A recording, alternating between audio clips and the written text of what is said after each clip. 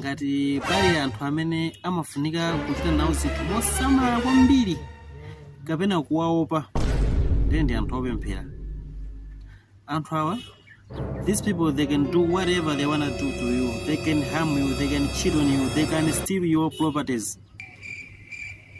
And then these people, they have God, They can go to their God and ask forgiveness, and their God will forgive them. You see? So you don't have to trust these people. Never. Me, myself, I don't trust anyone. You can't say, this is my wife, she's a Christian.